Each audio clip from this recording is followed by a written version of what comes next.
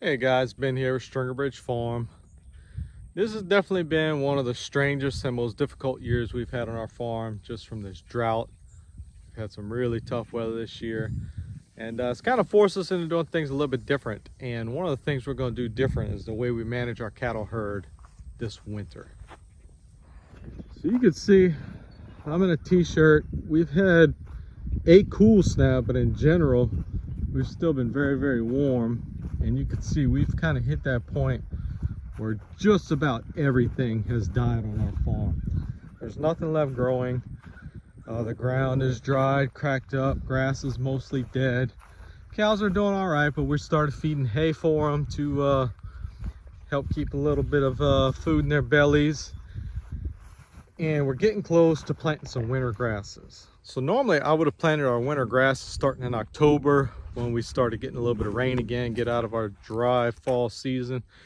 But we never got any rain and the ground has no moisture. So for one, I can't really do any soil preparation because our clay soil is too dry and too hard. I don't have any implements that can effectively work this ground without doing some significant damage. And then the ground, the cracks in the ground are actually so bad, I'm afraid I'd actually lose half my seed just to the cracks in the ground. So I haven't been able to plant any of our normal winter forages that would normally pull us through late winter and early spring. So we're going to miss our planting window, which is like for us October 15th, by at least a month. So we're middle of November already, and we're just now starting to plan on when we're going to plant and what we're going to plant. If you look at the sky, we've got some gray gloomy clouds, and we've got a cool front supposed to come through. It's not going to get real cold, but it is going to drop a bunch of rain. They're predicting us to get like 3 or 4 inches of rain. If that happens and we get some soil moisture, we're going to get busy in planting our winter grasses for the cows. So my big plan is, this is my worst field right here, and this field is the one that the parish put all that spoil fill. And the problem with it is there's no organic matter. So you could see, I mean, this is just the field is just exposed, crumbled clay. I mean, there is nothing to it. There's no cover on the ground. It's just sparse. It looks like West Texas kind of ground to me.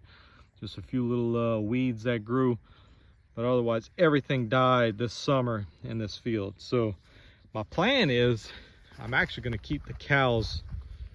Actually, before I get into that, I know I always said that I rotate my cows all through the winter. I never dry lot them, but this is my driest field. Has no organic matter, and I'm a month behind on planting my grass, so the growing season I don't have much time. So with all that said, my plan is to actually dry lot the cows on this high side of this field. So you can see kind of where the cows are, that water trough, there's an electric line that splits this field in half. And so on the left half from this view is not much fill, so there's some good organic matter on that side. And then my big south pasture that you can't really see well, but it's between here and those houses, that's a really good field. So all those areas I'm going to plant this winter, and I'm going to keep the cows just on this field, and I'm going to unroll a bunch of hay on this field and keep them on here all winter, and see if I can't get them to put some organic matter on this field between now and spring. And instead of rotating the cows on my grass as soon as it starts growing, I'm going to keep them off of it and hopefully let it mature a little bit more. But man, my goodness, this field is horrible. There's literally nothing growing on this field. And there's cracks in this ground you could probably stick your arm in. But anyway, I digress. But yeah, so I'm going to keep them on here, let the grass get fully mature instead of starting to graze it as soon as it's 5 or 6 inches tall. And then hopefully that gets me close enough to spring where I don't run out of hay completely. And they'll be on some good high protein grass leading into spring. And then man, I'm really hoping this field can get enough organic matter on it that I can get something to grow next summer on this field. And I think I've had enough of these jerks. See that guy right there? See if we can sneak up on him and introduce him to the 22.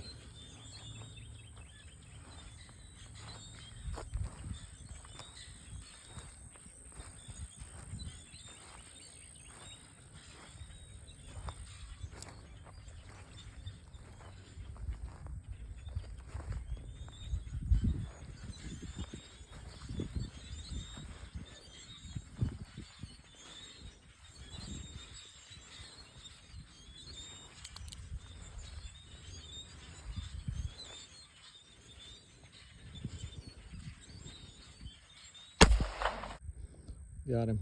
I don't like killing stuff a whole lot, but those things are totally destroying my pasture.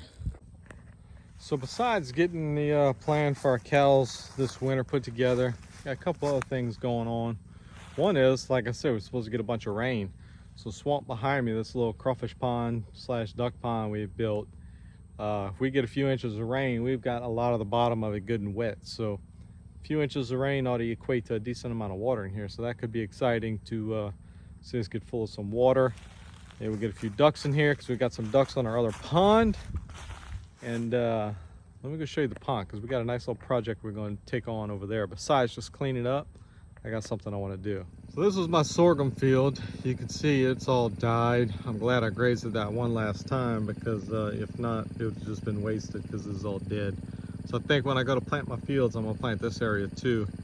And when I go to planting, I'll show you what my mix is. I got to still see exactly what seeds I can get my hands on, but I'll discuss my blend with you guys. But on the pond, I pretty much got all the dirt dug out that center area I wanted and the shallow areas along the bank. I got most of my banks dressed up where I got the right slope on them for our area. They look a little nicer. You can see we pulled a few thousand yards of dirt out of the pond. I've moved a lot of it, but you can see a lot of it still piled up over there, and some over here as well. But the project we're going to take on is over here, right past the overflow pipe over there behind my mom's house. She wants us to build a big pier out there. So I'm going to build a 12 by 24 dock slash pier, whatever you want to call it. And it's going to be interesting because it's over the water and we don't really have any big equipment. So the biggest piece of equipment we've got is this excavator, and we're going to have to try to drive our pilings and all. So I'm not totally new to it. We've done stuff like that before. And I did buy one test piling and drove one test piling to make sure I could do what I need to do. But I think that'll be an interesting little project to share with you guys. So I'm gonna keep the pump running. Hopefully we don't get too much rain. I'm saying hopefully we don't get too much rain. I hope we get rain, but hopefully not too much of it runs off into the pond so that I don't want to have to pump another foot of water out of this pond to combat this rain. But anyway, I will document that dock build, and then I'm going to finish spreading all this dirt out everywhere, and hopefully we can get this pond in tip-top shape. So anyway, I appreciate you guys as always. Thanks for being part of the channel. If you got questions, comments, thoughts, please share them in the comments below. I'll respond to everything I see, and you guys have a good day. Bye.